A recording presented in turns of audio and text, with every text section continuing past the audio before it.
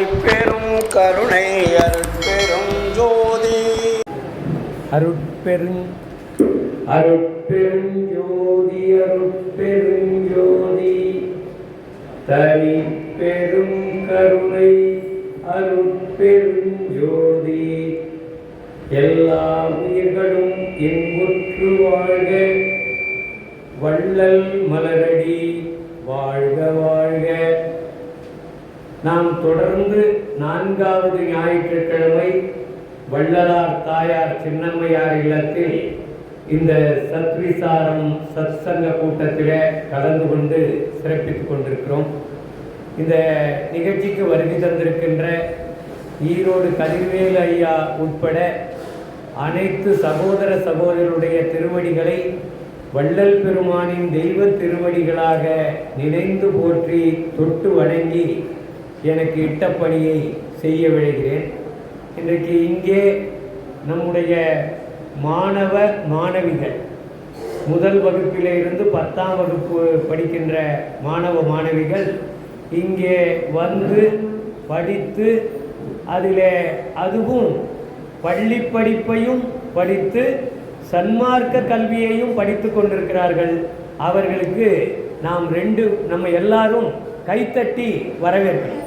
சன்மார்க்க கல்வியை இந்த இளமையிலேயே படிக்கிறதுன்றது மிகப்பெரிய சிறப்பு. இது எல்லாருக்கும் வாய்க்கலை, எங்களுக்கெல்லாம் பொறாமையாக இருக்குது. நாங்கள்லாம் சின்ன பிள்ளையாக இருக்கும்பொழுது இதெல்லாம் தெரிஞ்சிக்க முடியலையே அப்படின்ற வருத்தம் எங்களுக்கு இன்னும் இருக்குது. நாங்கள்லாம் கொஞ்சம் வயசான பிறகு ஏதோ பார்த்து தெரிஞ்சுக்கின்னு எங்கெங்கேயோ சொல்லி அப்புறம்தான் சன்மார்க்கத்தை கற்றுக்கணும். இவ்வளவு சின்ன வயசில் சன்மார்க்கத்தை கற்றுக்கிறதுன்றது சன்மார்க்கம் உங்களால் தான் மேலோங்கி நிற்க போகுது. அதுக்காக உங்கள் அத்தனை பேருடைய திருவடியை வள்ளல் பெருமான் திருவடியாக நினைந்து, நான் பெரியவன் நினச்சிக்காதீங்க, உங்கள் காலை தொட்டு கும்பிட்டு உங்களை வாழ்த்த கடமைப்பட்டிருக்கிறேன். நீங்கள்லாம் பெரிய அளவில் வருவீங்க.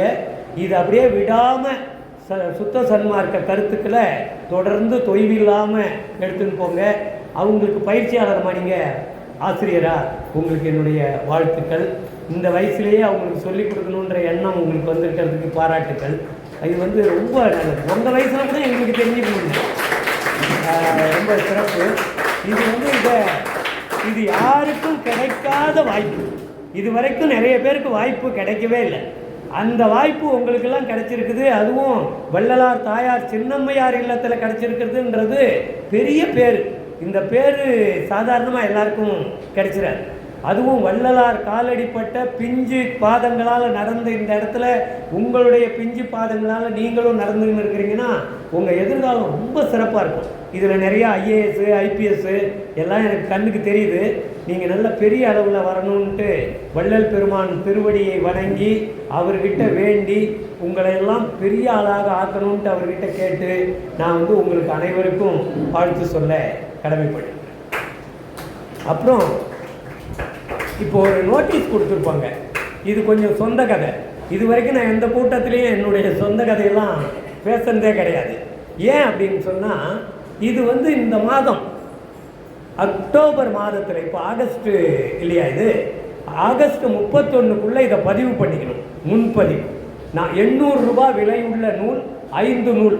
1 வள்ளலார் யார். இந்த வள்ளலார் யார் அப்படின்ற நூலை படித்தா வள்ளலாரை முழுமையாக புரிஞ்சுக்கலாம். அதுவும் வள்ளலாரை எப்படி புரிஞ்சுக்கணுமோ அப்படி புரிஞ்சுக்கணும். வள்ளலார் சாதி சமயத்துக்கு அப்பாற்பட்டவர். வள்ளலார் இந்த சடங்கு சம்பிரதாயம் வேதம் இதிகாசம் இதுக்கெல்லாம் அப்பாற்பட்டவர். வள்ளலாரை நம்ம எப்படி பார்க்கணுமோ அப்படி வள்ளலாருடைய நெறியில் இருந்து எழுதின சுத்த சன்மார்க்க பார்வையில் நம்ம பார்க்கணுன்றதுக்காக. இன்னொன்று, பேருபதேசம் வலியுறுத்தும் உண்மைகள். இந்த பேருபதேசம் வள்ளல் பெருமான் மேட்டுக்குப்பத்தில் கொடியேற்றி வச்சுட்டு உரையாற்றின ஒரு பேர் உரையல். அது பெரிய உபதேசம். இயேசுநாதர் உபதேசம் பண்ணியிருக்கிறாரு, முகமது நபி உபதேசம் பண்ணியிருக்கிறாரு. லாஸ்ட்டு உபதேசம்னு பேர் முகமது நபி பண்ணதுக்கு, மலை பிரசங்கம்னு பேர் இயேசுநாதர் பண்ணதுக்கு, அதே மாதிரி கடைசி இரவு பிரசங்கம்னு சொல்லிட்டு இயேசுநாதர் பண்ணியிருப்பார். இதெல்லாம் அவ்வளவு சிறப்பு வாய்ந்தது. அதுக்கு எந்த விதத்திலும் குறைவில்லாத ஒரு பிரசங்கம், ஒரு பெரிய நீதி போதனை எதுன்னா நம்ம வள்ளல் பெருமான் பண்ண இந்த பேருபதேசம் தான். இந்த பேருபதேசத்தில் அவ்வளவு உண்மைகள் அடங்கியிருக்கு. அது ஒரு 10-15 பக்கத்தில் பேருபதேசம் அந்த பேச்சை போட்டிருப்பாங்க. அது நான் ஒரு 100 பக்கத்தில் அதை ஒரு 8 பகுதியாக பிரித்து ஒவ்வொரு பகுதியிலையும் வள்ளல் பெருமான் நமக்கு வலியுறுத்தக்கூடிய உண்மைகள் என்ன அப்படின்றத டீகோட் பண்ணணுன்றது நம்ம படிச்சிருப்போம்ல. ஒரு விஷயத்தை டீகோட் பண்ணுறதுன்னா அக்கு வேறு ஆணி வேறாக நம்ம அதை பார்க்குற விஷயம். அது மாதிரி அதில் வள்ளல் பெருமான் என்ன உண்மையை வலியுறுத்தியிருக்கிறார் அப்படின்றது. இன்னொன்று, வள்ளல் பெருமானுடைய முக்கியமான கோட்பாடு ஐயா பேசும்போது சொன்னாங்க பாருங்க, வள்ளல் பெருமான் மட்டும் சாகா நிலையை அடைந்திருக்கிறார், மரணமிலா பெருவாழ்வு அடைந்திருக்கிறார், இன்னும் வேறு யாரும் அடையவில்லையே என்ற ஏக்கம் நமக்கெல்லாம் இருக்குல்ல, அந்த ஏக்கம் எனக்கும் இருக்கு. அப்போ அந்த ஏக்கத்தோட திருவருட்பாவை படிக்கிறேன். அந்த ஏக்கம் உனக்கு தேவையே கிடையாது, நான் தான் எல்லாம் சொல்லி கொடுத்துட்டேனே, நான் எல்லாம் சொல்லி கொடுத்துட்டேன், நீ தான் எதுவும் கேட்டுக்கல, உனக்கு புரியல, அதுக்கு நான் என்ன பண்ணுறது, இந்த எல்லாம் இதுலேயே இருக்குது அப்படின்னு வரிசையாக அவர் சொல்கிறார். நீங்கள் செக்லிஸ்ட் மாதிரி நாளைக்கு பயணம் பண்ணுறோன்னு வச்சுக்கோங்க, நம்ம வீட்டில் சூட்கேஸில் எதெல்லாம் எடுத்து வைக்கணும்னு ஒரு செக்லிஸ்ட் வைப்போம். ட்ரெஸ் எடுத்து வச்சுட்டோமா, உள்ளாடை எடுத்து வச்சுட்டோமா, பேண்ட் எடுத்து வச்சுட்டோமா, சட்டை எடுத்து வச்சுட்டோமா, டார்ச் லைட் எடுத்து வச்சுட்டோமா, சோப்பு சீப்பு கண்ணாடிலாம் எடுத்து வச்சுட்டோமா, முக்கியமாக டிக்கெட் எடுத்து வச்சுட்டோமா, அதுக்கு தேவையான பணம் எடுத்து வச்சுட்டோமா அப்படின்னு டிக் பண்ணுறதுன்னு ஒன்று இருக்குது இல்லை. ஃப்ளைட்டில் ட்ராவல் பண்ணுறவங்க அதெல்லாம் ரொம்ப முக்கியமாக ஒரு வாரத்துக்கு முன்னாடியே செக்லிஸ்ட்டுன்னு ஒன்று போட்டு டிக் பண்ணுவாங்க. அது மாதிரி செக்லிஸ்ட்டு ஒன்று போட்டு நம்ம வள்ளல் பெருமான் கொடுத்துருக்குறாரு. இந்த செக்லிஸ்ட்டை டிக் பண்ணிக்கினே வந்தால் எல்லாத்தையும் டிக் பண்ணால் மரணமிலா பெருவாழ்வு வந்துடும். வள்ளல் பெருமான் ஐயா சொன்னார் பாருங்க, அனுபவம் வரலன்னு. இந்த அனுபவம் தானாக வர்றது. இந்த அனுபவம் நம்ம வள்ளல் பெருமான் சொல்கிற விஷயத்தை பண்ணிக்கின்னு இருக்கணும். இந்த அனுபவம் வரணும்னு பண்ணுறது இல்லை. வள்ளல் பெருமான் சொன்னது ஜீவகாருண்ய ஒழுக்கத்தை பண்ண சொல்கிறாரா, அது பண்ணணும். எப்படி பண்ண சொன்னார், அப்படி பண்ணணும். எவ்வித ஆதாரமும் இல்லாத ஏழைகளுக்கு பசியை நீக்குவித்தல் தான் உண்மையான ஜீவகாருண்யம். அதுவும் இல்லாமல் அறிவு விளங்கிய ஜீவர்களுக்கெல்லாம் கடவுளுடைய வழிபாடு என்பது, அம்மா வணக்கம்மா, கடவுளுடைய வழிபாடு என்பது ஜீவகாருண்யம். அப்போ பசி தவிர்த்தல் தான் உண்மையான ஜீவகாருண்யம். உண்மையான பக்தி எதுன்னா பசியை தீர்க்கிறது. யாருடைய பசியை, உண்மையாக பசியோடு இருக்கிற ஒருத்தரை யாராவது ஒருத்தர் பசியை தீர்த்தா கூட போதும். நீங்கள் சாப்பாடு செய்கிறீங்க, ஒரு பொட்டலத்தை கட்டிக்கின்னு வழி நெடுக்க போய்கினே இருங்க, போகிற வழியில் யாராவது ஒருத்தர் ரொம்ப அசந்து போய் கேட்கறதுக்கு கூட திராணி இல்லாத இருக்கிறார் பாருங்க, அவர்கிட்ட இந்த சாப்பாட்டையும் ஒரு தண்ணி பாட்டிலையும் கொடுத்தீங்கன்னா அது மாதிரி ஜீவகாருண்யம் உலகத்திலேயே கிடையாது. அதுதான் உண்மையான கடவுள் வழிபாடு. அப்போ அந்த மாதிரி அதே மாதிரி நம்ம விண்ணப்பம் படிக்கிறோம். விண்ணப்பத்தில் என்ன சொல்கிறோம்,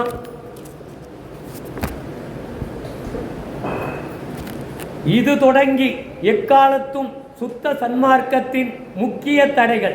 சுத்த சன்மார்க்கத்துக்கு முக்கிய தடை என்ன, சமயங்கள், மதங்கள், மார்க்கங்கள் என்பவற்றின் ஆசார சங்கற்ப விகற்பம். மதத்தை கட்டி பிடிச்சிங்கன்னா அழுவுறது, மதம் சம்பந்தமான பண்டிகையை கொண்டாடுறது, சமயம் வைணவம் சைவம் சாத்தம் அப்படின்னு சமய நெறிகளில் போய்கின்னு இருக்கு. இதில் இல்லாத இருக்கணும், ஆசார சங்கற்ப விகற்பங்கள் கூடாது. அப்புறம் வருணம் ஆசிரமம். வருணம் ஆசிரமம்னா ஜாதி. அப்போ ஜாதி மதம் சமயத்தில் நம்ம பற்று வைக்காத இருக்கணும். இந்த 3 டிக்கு நம்ம அடிக்க முடியுமா? ஜாதியை இன்ட்டு போட முடியுமா? மதத்தை இன்ட்டு போட முடியுமா? சமயத்தை இன்ட்டு போட முடியுமா? போட முடியாத. நம்ம இன்ட்டு போடாமல் டிக் பண்ணணும்ல, நம்ம இன்ட்டு தான் பண்ணணும். நீங்கள் இதில் நான் கடைப்பிடிக்கல, சாதியா நான் கடைப்பிடிக்கல, எனக்கு என் ஜாதி முக்கியம், என் சமயம் முக்கியம், என் மதம் முக்கியம். இந்த மதத்தையும் ஜாதியையும் சமயத்தை தூக்கி பிடிக்கிறதுக்கு இங்கே 1008 கோயில் குளம் விசேஷம் எல்லாம் நடந்துன்னு இருக்கு. நம்ம தேவையில்லாத அதுக்கு தான் போய் ஆகணும். அப்போ இதை 3ஐயும் நான் கடந்து விட்டேன் அப்படின்னு டிக் பண்ண முடியாது. இந்த 3ஐயும் டிக் பண்ணலன்னா அனுபவமும் வராது, மரணமிலா பெருவாழ்வும் வராது. மரணமிலா பெருவாழ்வுன்றது வள்ளல் பெருமான் சொல்ற மாதிரி மறுத்து கடந்து மறுவி உயர்வது. எதை மறுக்கணுமோ கண்ணை மூடிக்கணும், தயவு தாட்சணியம் இல்லாம மறுக்கணும்.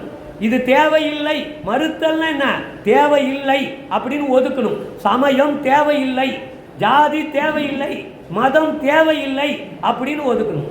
நீங்க அந்த ஒதுக்குற இடத்துக்கு வள்ளல் பெருமான் சொன்ன 200 வருஷத்துல இன்னும் யாரும் வர முடியல. நம்ம சன்மார்க்கத்தில் இருக்கிறவங்கள நம்ம பொண்ணு கேட்டால் கூட அந்த வேற ஜாதியில் பொண்ணு கேட்கலான்னு பார்த்தா கிடைக்க மாட்டேங்குது. அவங்க ஜாதியிலேயே தான் பார்த்துக்கின்னு இருக்கிறாங்க சன்மார்க்கத்தில் இருந்துக்கிறேன். இது என்னன்னா சன்மார்க்கம் 10ஓட 11 அத்தோட இது ஒன்றுன்னு ஆயிடுச்சு. அப்போ வள்ளல் பெருமான் சொன்ன இந்த 3 நம்ம டெய்லி இது படிக்கிறோம்.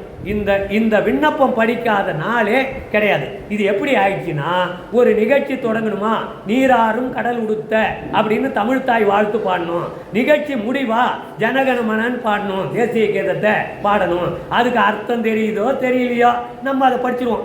கடவுள் வாழ்த்து இல்லை தமிழ்தாய் வாழ்த்து முடியும் பொழுது தேசிய கீதம். இதுக்கு என்ன அர்த்தம்?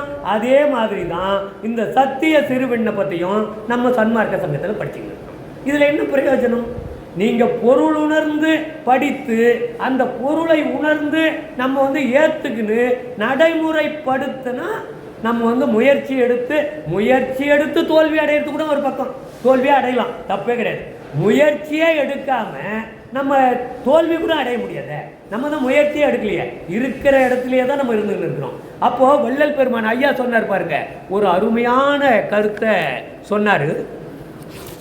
அதில் என்னன்னா, இந்த புருவமத்தி, இதே புருவமத்தி தான் சுத்த சிவ துரியாதீதம் அப்படின்ற பேரும் இதுக்கு தான் வருது. இப்போ நம்ம ஊரில் ஒரு பெரிய ரவுடி இருக்கிறாருன்னு வச்சுக்கோங்க. பெரிய எந்த பக்கம் போனாலும் குடிச்சிட்டு எல்லாருக்கிட்டையோடு தகராறு பண்ணுறது, கொலை கொள்ளை, இதெல்லாம் தன்னுடைய குலத்தொழிலாகவே வச்சுக்கணும் ஒரு ஆள் இருக்கிறாருன்னு வச்சுக்கோங்க. கற்பனைக்கு தான், நம்ம ஊரில் இருக்க மாட்டாங்க. ஏன்னா வள்ளலார் தாயார் இல்லை இருக்கிற இடத்துல எப்படி இந்த வன்முறை இருக்கும்? ஒரு கற்பனைக்கு இப்படி ஒரு மோசமான ஆள் இருக்கிறாருன்னு வச்சுக்கோங்க.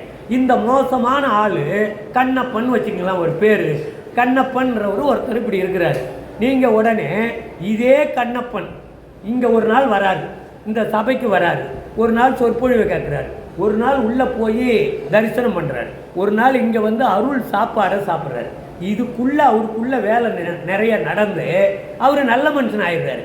ஒரு வாரத்தில் பார்த்தா குடி போன இடமே தெரியல, குடிக்கல. அவர் ரொம்ப எல்லாருக்கும் ரொம்ப அன்பாக இருக்கிறவராக இருக்கிறாரு. அவர் ஏற்கனவே காவி கீவியெல்லாம் கட்டியிருந்தார், அதெல்லாம் தூக்கி போட்டுட்டு வெள்ளை ஆடை உடுத்திக்கினார், சைவமாக மாறிட்டார். இப்போ அவர் பேர் என்ன? ரொம்ப நல்ல மனுஷன் அப்படின்னு நம்மளே தானே சொல்லுவோம். ஏற்கனவே ரவுடின்னு சொல்லிக்கின்னு இருந்த ஒரு ஆள் நல்ல மனுஷனாக மாறிட்டா அவர் நல்ல மனுஷன் ஆயிட்டார்ல, அவருடைய குணாதிசயங்கள் மாறிடுது. அதே மாதிரி தான் இந்த புருவமத்தி. சாதாரணமாக இந்த புருவமத்திக்கு என்ன பேர்னா சாக்கிரம், சொப்பனம், சுழுத்தி அப்படின்னு ஒரு பேர். சாக்கிரம்னா விழிப்பு நிலை, சொப்பனம்னா கனவு காணும் நிலை, சுழுத்தினா உறக்க நிலை, தூங்குற நிலை. இந்த இடத்துல இருக்கிற ஆன்மா விழிப்போடவும் இருக்கும், தூங்கிக்கணும் இருக்கும், கனவு கண்டுக்கணும் இருக்கும். அடுத்தது இதுக்கு இன்னும் கொஞ்சம் ஒரு பக்குவம் வந்துச்சுன்னு வச்சுங்க. நிர்மல சாக்கிரம், நிர்மல சொப்பனம், இதில் நமக்கு எல்லாத்துக்கும் புரியாதுக்கு போனதுக்கு காரணமே தமிழில் இது உள்ள பேரெல்லாம் சொல்லாமல் வடமொழி பேரெல்லாம் சொல்லி நம்ம நாக்கிலேயே நுழையாத பண்ணி இது நமக்கானது இல்லை போல இருக்குது. இது யாரோ ஒருத்தவங்க ஐயர் தர்ப்பணம் பண்ணுறாரு, அவர் சொல்கிற வார்த்தை போல இருக்குதுன்னு நம்ம யாரும் இதை படிக்காமலே விட்டோம். இது எல்லாமே அனுபவ நிலைகள். இந்த நிர்மல சாக்கிரம், நிர்மலம்னா மலத்தை நிர்மூலமாக ஆக்கிக்கொள்ள இல்லாத ஆக்கிக்கிறதுக்காக அது ஆகிற ஒரு சூழல், அதுக்கான பயிற்சியில் இருக்கிறோம். அந்த நிலையில் இருக்கிறது. அந்த நிலையில் சாக்கிரம், சொப்பனம், சுழுத்தின்னு ஒரு 3 நிலை உயர்ந்துக்கினே போகும். அதுக்கப்புறம் பரசாக்கிரம், பரசொப்பனம், பரசுழுத்தி, இது வரைக்கும் துரியம் என்ற நிலை வரவே வராது. இது வள்ளல் பெருமான் உரைநடை பகுதியில் சொல்லியிருக்கிறார். இது ஏதோ எங்கள் சொந்த சரக்குலாம் கிடையாது. இங்கே யாரும் எங்கள் சொந்த சரக்கை விற்கிறவங்க யாருமே கிடையாது. வள்ளல் பெருமான் என்ன சொன்னாரோ அதை அப்படியே உங்ககிட்ட சொல்லி அதை புரிய வைக்கிறது. கூடுமான வரைக்கும் புரிய வைக்கிறது தான் எங்கள் வேலை. அப்போ பரசாக்கிரம், பரசொப்பனம், பரசுழுத்தினா பரம்பொருளை அடைவதற்காக பரம்பொருளுடைய அருளோடு மாறக்கூடிய நிலை. இதுலேயும் துரியம் கிடையாது. அப்போ மொத்தம் 9 நிலைகளில் துரியம் என்ற நிலையில், துரியம் என்பது தான் உயர்ந்த நிலை, மேலான நிலை. துரிய முடிமேல் அப்படின்னு வள்ளல் பெருமான் சொல்லுவார். அப்போ இந்த உயர்ந்த நிலை அப்படின்றது தான் ஐயா ஆரம்பித்தார். அதனுடைய தொடர்ச்சி தான் நான் சொல்லிக்கிட்டு இருக்கேன். அதுக்கப்புறம் குரு சாக்கிரம், இது 9 போயிடுச்சு. அதுக்கப்புறம் ஒரு 10 இருக்கு. மொத்தம் 19 நிலை இருக்கு. இதுல 19வது நிலை தான். இப்போ 10வது நிலை என்னன்னா குரு சாக்கிரம். குரு சாக்கிரம் என்றாலும் சிவ சாக்கிரம் என்றாலும் ஒண்ணுதான். இது சிவனோடு சம்பந்தப்பட்டது. சிவனையே குருவாக ஏற்றுக்கொண்டு நாம் அடையக்கூடிய நிலை. மனுஷனை குருவா ஏத்துக்குனா இந்த நிலையெல்லாம் வராது. இப்ப நாங்க சொல்ற யாரும் குரு கிடையாது. இறைவனையே குருவாக ஏத்துக்கணும். நினைந்து ஐயா பாடும்பொழுது ஒவ்வொரு சொற்பொழிவையும் ஆரம்பிக்கும் பொழுது ஒரு பாடல் பாடுவார, நினைந்து நினைந்து உணர்ந்து உணர்ந்து நெகிழ்ந்து நெகிழ்ந்து அன்பே அப்படின்னு பாடுறாருல, அந்த பாடல் தான் வாழ்க்கையில மறக்க கூடாத பாடல். இதுதான் கடவுள்கிட்ட வேண்டி, ஐயா நீயே எனக்கு குருவாக இருந்து எனக்கு சொல்லு. இங்க ஒரு 4 பேர் பேசுறாங்க, இன்னும் ஒரு 4 பேர் பேச்சை ஏற்கனவே கேட்டோம். சுத்த சன்மார்க்கத்தில் என்னன்னா ஒருத்தர் பேசுனதை இன்னொருத்தர் பேசினாருன்னு வச்சுங்க, இது முழுக்க தப்புன்னு பேசலாம். இன்னொருத்தர் வந்தாருன்னு வச்சுங்க, இந்த 2 பேர் பேசுறது தப்புன்னு பேசிடலாம். இன்னொருத்தர் வந்தாருன்னு வச்சுங்க, 3 பேர் பேசுறது தப்புன்னுவாங்க. இதனால் தான் நீங்கள் என்ன எல்லார் பேசுறதையும் கேட்டுக்குங்க, உள்ளே வாங்கிக்குங்க. வள்ளல் பெருமானாருடைய மூலத்தை படிங்க. வள்ளல் பெருமான்கிட்ட என்னென்ன படிக்கணும்? முக்கியமாக ஜீவகாருண்ய ஒழுக்கம்னு உரைநடை பகுதியில் 3 பகுதி இருக்குது. அதை முக்கியமாக படிக்கணும். 3 பகுதியையும். கொஞ்சம் நடை அந்த காலத்து நடையாக இருக்கும், ஆனாலும் ஒரு தடவைக்கு 2 தடவை படிச்சிங்கன்னா நல்லா புரியும் ஜீவகாருண்ய ஒழுக்கம். இன்னொன்று 4 விண்ணப்பம் இருக்கும். சத்திய பெருவிண்ணப்பம், சத்திய சிறு விண்ணப்பம், ஞான விண்ணப்பம், அடுத்தது சத்திய விண்ணப்பம். இந்த 4 விண்ணப்பம் உரைநடை பகுதியில் தான் இருக்கும். கடைசியில் இந்த 4 விண்ணப்பமும் நம்ம எப்படி ஆரம்பத்தில் இருந்தோம், எப்படி கருவறைக்கு வந்தோம், தாயின் கருவறைக்கு எப்படி வெளியில் வந்தோம், இன்னைக்கு எப்படி இருக்கிறோம் அப்படின்னு நம்மை உணர்ந்து கொள்வதற்கு மிக அருமையான ஒரு பகுதி உரைநடை பகுதி எதுன்னா விண்ணப்பம். 4 விண்ணப்பம். அதில் 2 விண்ணப்பம் நேரடியாக வள்ளல் பெருமானாரே கைப்பட எழுதின பிரதியிலிருந்து எடுத்தது. மீதி முதல் 2 விண்ணப்பமும் வள்ளல் பெருமான் கைப்பட எழுதுது.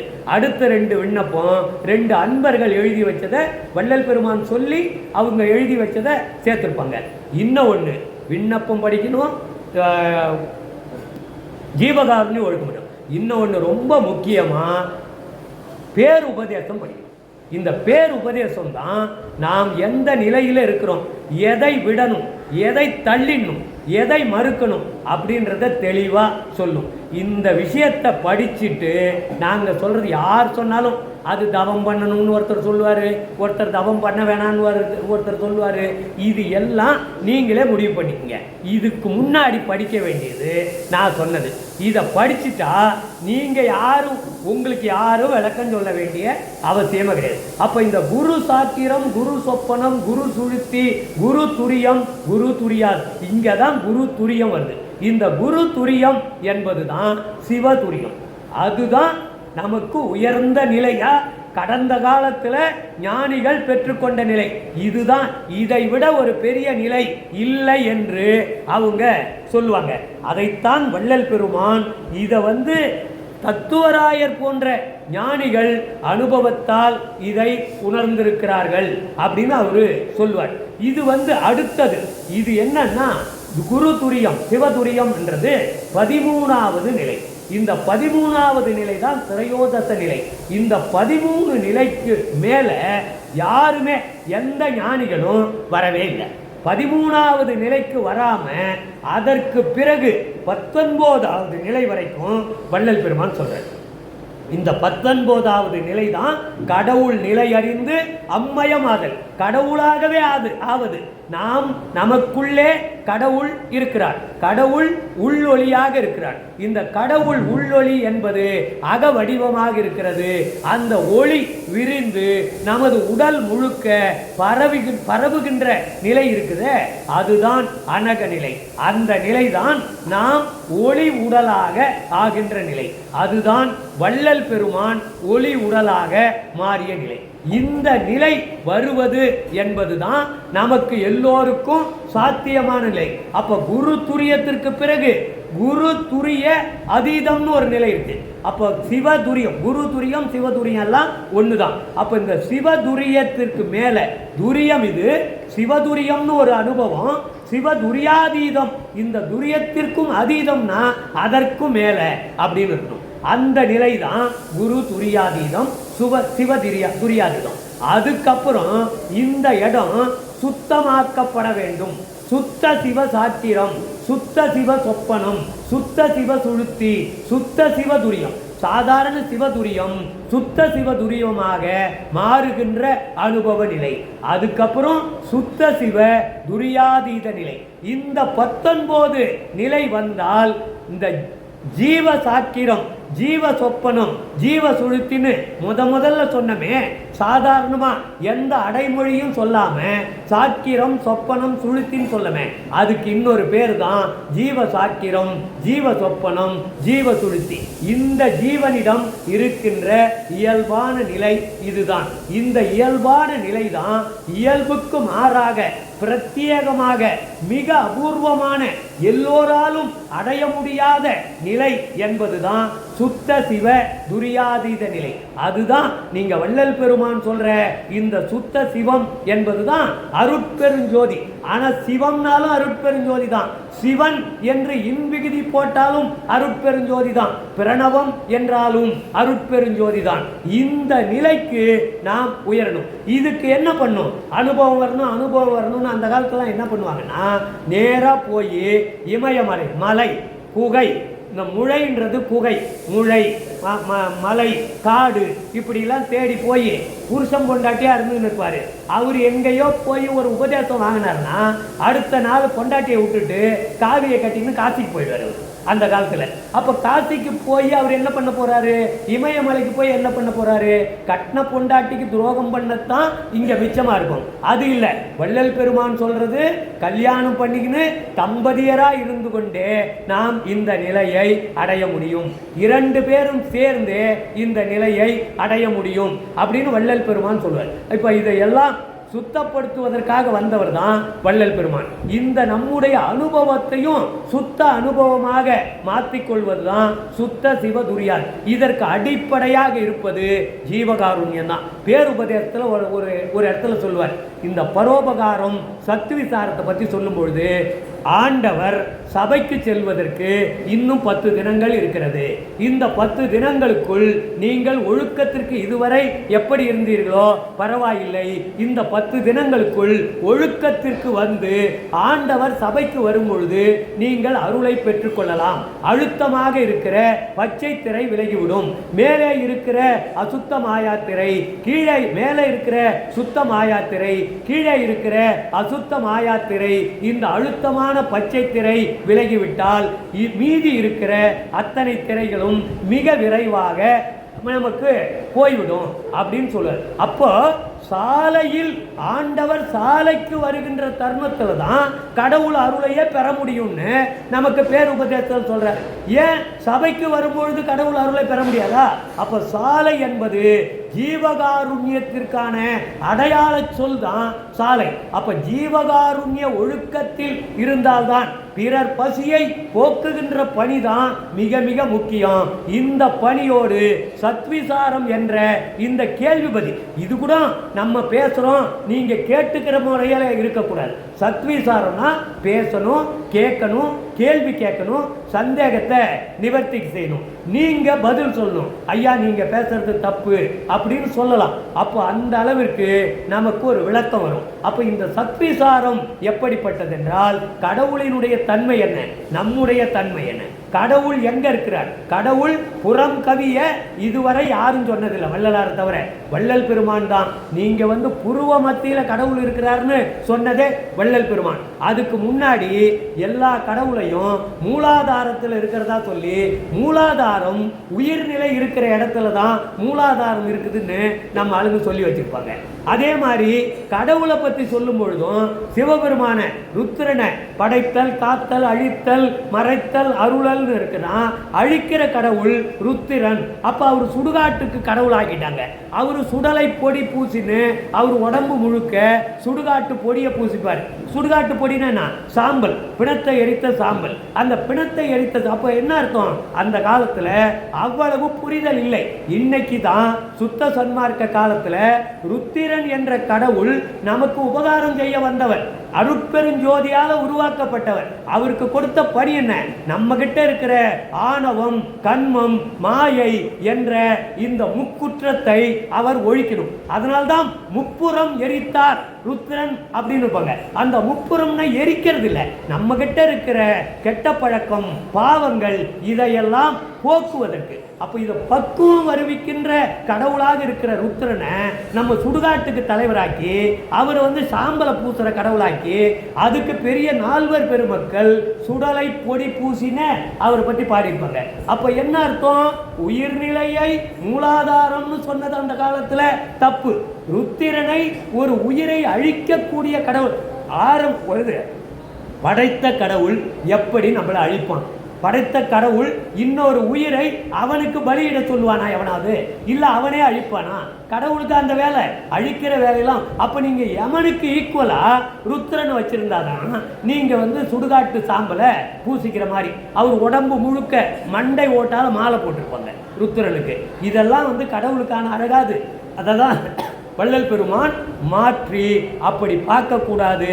ருத்திரன் என்பது நம்முடைய ஆணவம், கண்மம், மாயை. முப்புறம் என்பது ஆணவம், கண்மம், மாயை. அப்போ உண்மையான கடவுள் அவர் பக்குவம் வருவிக்கின்ற கடவுள். அப்போ மூலாதாரம் என்பது மூலமாக இருக்கின்ற கடவுள், எல்லாவற்றிற்கும் ஆதாரமாக இருக்கின்ற கடவுள் புருவ மத்தியில் இருக்கிறார். அதுதான் மூலாதாரமாக நாம் கணக்கில் எடுக்கணும். மூலாதாரம்னா கடவுளுடைய இயக்கம், ஆன்மாவின் இயக்கம். மேலிருந்து கீழ் வரைக்கும் வரும், கீழிருந்து மேலே வரைக்கும் போகும். கீழால் அவஸ்தை, மேலால் அவஸ்தை அப்படின்லாம் சொல்றதெல்லாம் இந்த ஆன்ம பயணம் தான். அந்த மாதிரியான சூழ்நிலையில மூலாதாரம் என்பதுல தவறு, ருத்திரன் என்பதை அழித்தல் கடவுள்ன்றது தவறு. இதையெல்லாம் வள்ளல் பெருமான் தான் நமக்கு வலியுறுத்தி இருக்கிறார். இன்னொன்று வள்ளல் பெருமான் இன்னொரு கருத்தை நமக்கு சொல்றாரு. இன்னைக்கும் சைவ சித்தாந்தத்தில் கலியுகம் முடியாத மாதிரியா இன்னைக்கும் பேசிக்கிட்டு இருப்பாங்க. கலியுகம் 1899 முடிஞ்சிச்சு. 1900 ஞான சித்தர் காலம் நடந்துகிட்டு இருக்கு. ஞான சித்தர் காலம்னா என்ன? ஞானம்னா அறிவு. நீங்கள் விஞ்ஞான கண்டுபிடிப்புகள்லாம் பார்த்தீங்கன்னா 1900 தான் எல்லா விஞ்ஞான கண்டுபிடிப்பும் வந்தது. மின்சாரமாக இருந்தாலும், எலக்ட்ரிக்கலாக இருந்தாலும், எலக்ட்ரானிக்ஸாக இருந்தாலும், எல்லாமே கம்பி இல்லாத தந்தியாக இருந்தாலும், கம்பி இல்லாத தொலைக்காட்சி பார்க்குறதா இருந்தாலும் எல்லாமே 1900க்கு பிறகுதான். அதனால்தான் ஞான சித்தர் காலம். அப்போ கலியுகம் என்பது முடிந்து விட்டது என்பதை இந்த உரைநடை பகுதியில் கலியுகம் என்ற பகுதியில் சொல்லியிருப்பார். கலியுகத்துக்கு அவங்க சொல்லியிருப்பாங்க 4,32,000 வருஷம்னு. இதெல்லாம் கிடையாது, 5000 வருஷம் தான் கலியுகத்துக்குன்னு வள்ளல் பெருமான் கணக்கு போட்டு சொல்லியிருப்பாரு. 2 நாள் கணக்கு பண்ணியிருப்பாங்க. இந்த 4,32,000 எப்படி சொல்லுவாங்கன்னா, ஒரு நாள் 2,16,000, 2 நாள், ஒரு நாள் 2,16,000, 2 நாள்னா 4,32,000 வருஷம் அப்படின்னு சொல்லியிருப்பாங்க. இதை நொடிகளில் ஏதோ கணக்கு பண்ணி அத்தனையும் ஆண்டு கணக்கில் சொல்லிட்டாங்க. இது தவறு. 5000 ஆண்டுகள் தான் கலியுகம். அது 1899 முடிஞ்சிச்சு. 1900 ஞான சித்தர் காலம். இது அறிவை விளக்குகின்ற காலம், அறிவு வளர்ச்சிக்கான காலம். இன்னைக்கெல்லாம் பார்த்தீங்கன்னா ஒரு நோய் வந்ததுன்னா அதுக்கு உடனடியாக மருந்து கண்டுபிடிக்கிற அறிவு அறிவு எல்லாருக்குள்ளும் இருக்கு, விஞ்ஞான கண்டுபிடிப்புகள் இருக்கு. வள்ளல் பெருமான் சொல்ற அண்டங்கள், எவ்வளவு அண்டங்கள், கோடிக்கணக்கான அண்டங்கள் இருக்குது அப்படின்னு வள்ளல் பெருமான் சொன்னதை இன்னைக்கு விஞ்ஞானிகள் அதை நிரூபிச்சுக்கின்னு இருக்கிறாங்க. நமக்கு பக்கத்துல இன்னொரு அண்டம் இருக்குதுன்னு கண்டுபிடிக்கிறாங்க. அதே மாதிரி அறிவியல் பூர்வமாக நீங்க உரைநடை பகுதியாக இருக்கட்டும், நம்முடைய 6ஆம் திருமுறையாக இருக்கட்டும், அகவலாக இருக்கட்டும், இது ஏதோ ஆன்மீக புஸ்தகம் கிடையாது, இது ஏதோ பஜனை பாடுற புஸ்தகம் கிடையாது, அறிவியல் புத்தகம். அண்ட கோடிகள் எல்லாம் அரை கணத்து ஏகிட கண்டு கொண்டு ஒளிர் அப்படின்னு சொல்ற அகவல் இருக்குமே, அந்த வெளி எது? இந்த வெளி தத்துவம். இதுதான் பிக் பேங் தியரி, சுருங்குதல் விரிதல். அதே மாதிரி அந்த குவாண்டம் தியரி, பிசிக்ஸ் படிக்கிறவங்களுக்கு நிறைய பேர் இன்னைக்கு அதை சொல்லிக்கிட்டு இருக்கிறாங்க. அப்போ அறிவியல்ல எதெல்லாம் 1900க்கு பிறகு கண்டுபிடிச்சாங்களோ அதற்கு 100 வருஷத்துக்கு முன்னாடி வள்ளல் பெருமான் பதிவு செய்து வைத்திருக்கிறார். இது நமக்கு தமிழ்நாட்டில் பிறந்துட்டதுனால அது இன்னும் நிறைய செய்திகள் ஆங்கிலத்தில் போய் சேரல. இல்லைன்னா இதுவே நீங்க பார்த்தீங்கன்னா நிறைய விஞ்ஞானிகள், வெளிநாட்டில் இருக்கிற விஞ்ஞானிகள்லாம் பார்த்தீங்கன்னா சர்ச்சில் பாதிரியாராக இருந்தவங்க நிறைய விஞ்ஞானிகளாக இருக்கிறாங்க. அப்படி வள்ளல் பெருமான் வெளிநாட்டில் பிறந்திருந்தார்னா இவரை விஞ்ஞானியாக தான் நமக்கு சொல்லியிருப்பாங்க. அப்படிப்பட்ட ஒரு சூழ்நிலையில் நமக்கு கொடுத்திருக்கிற அதி அற்புதமான அருட்பா பாடல்கள், இது வெறும் பாடலோடு நிறுத்தி கொள்ளாமல் பொருளுணர்ந்து படித்து கொண்டு அதை உணர்ந்து கொள்ளக்கூடிய நிலை இருக்கணும் அப்படின்றதான் நம்ம சொல்றோம். இப்போ வள்ளல் பெருமான் சொன்ன அந்த நிலையிலிருந்து நாம் பார்த்தால் சாகா நிலை சாத்தியப்படுத்தி கொள்ள முடியும். நமக்கு அதில் நம்பிக்கை வரல. அதனால்தான் நான் இன்னைக்கு அக்டோபர் மாதம் 5 புத்தகம் வெளியிடுறதுல ஒரு புத்தகம் சாகா நிலை சாத்தியமே வள்ளலார் வாக்கு அப்படின்னு புத்தகம், அதுக்கப்புறம் தத்துவ வெற்றி ஞான சரியை, இந்த 2க்குமான விளக்க நூல். இப்போ இந்த சாகா நிலை சாத்தியமாக்குகிறதுக்கு தத்துவ வெற்றி நமக்கு முக்கியம். மனம் முதல் மரணம் வரைக்கும் வள்ளல் பெருமான் 25 தத்துவங்களை நமக்கு சொல்லியிருப்பார். சைவ சித்தாந்தம் 36 தத்துவம் சொல்லும், சைவ சித்தாந்தம் 60 தாத்வீகங்களை சொல்லி 96 தத்துவங்களை சொல்லும். ஆனா வள்ளல் பெருமான் தான் 25 தத்துவங்கள். இந்த தத்துவங்களை வெற்றி கொள்ளணும். மனதிலிருந்து மரணம் வரைக்கும் மரணமும் ஒரு தத்துவம், அது ஒரு செயற்கை. அதையும் நாம் கடந்து போக முடியும், மரணத்தை வெற்றி கொள்ள முடியும். அதற்கு நமக்கு அடிப்படையான தேவை, எதை மறுக்க வேண்டுமோ மறுக்கணும், எதிலே இருந்து நாம் கடந்து செல்ல வேண்டுமோ கடந்து செல்லணும். அதுக்கப்புறம் அதோடு இணைந்து மறுவுதல் நடக்கணும். அதுக்கப்புறம் உயர்தல், மறுத்து கடந்து மருவி உயர்தல் என்ற இந்த படி நிலையில நம்ம போகணும். இந்த நிலை தான் வள்ளல் பெருமான் சொன்ன இந்த சுத்த சிவ துரியாதீத நிலை. இந்த 19வது நிலை வந்துவிட்டால் இந்த ஜீவ சாக்கிரம், ஜீவ சொப்பனம், ஜீவ சுழுத்தி அது கணக்கில் வராது அப்படின்னு வள்ளல் பெருமான் எழுதியிருப்பார். அப்படின்னு மீதி பார்த்தா 16 நிலை தான். அப்ப ஈர் எண்ணிலை என இயம்பு மேல்நிலையில் பூரண சுகமாய் பொருந்து மெய்ப்பொருளே என்ற தத்துவம் இந்த அனுபவத்திலும் நமக்கு விளங்கும். 19 நிலையும் இதே அனுபவம் தான். நம்ம சாதாரண புருவ மத்தியாக இருந்த இந்த பகுதி சுத்த சிவ துரியாதீதம் என்ற உயர்ந்த பகுதியாக மாறணும். அதுதான் பெரிய அனுபவம். இந்த அனுபவம் வேண்டும் வேண்டும் என்று நாம் போராடி கொண்டிருக்க வேண்டியதில்லை. வள்ளல் பெருமான் சொன்ன தத்துவ வெற்றியிலே கவனம் செலுத்த வேண்டும். வள்ளல் பெருமான் சொன்ன ஜீவகாருண்ய ஒழுக்கத்தில் கவனம் செலுத்த வேண்டும். வள்ளல் பெருமான் சொன்ன 28 பாசுரங்கள் அடங்கிய ஞான சரியை, மரணமிலா பெருவாழ்வு என்ற அந்த 28 பாசுரங்களில் நம்பிக்கை வைத்து இதிலே மட்டுமே நாம் கடை தேர்ந்து விட்டால் மரணமிலா பெருவாழ்வு சாத்தியமாகும். இது சத்தியம் என்று சொல்லி நிறைவு செய்கிறேன். நன்றி, வணக்கம்.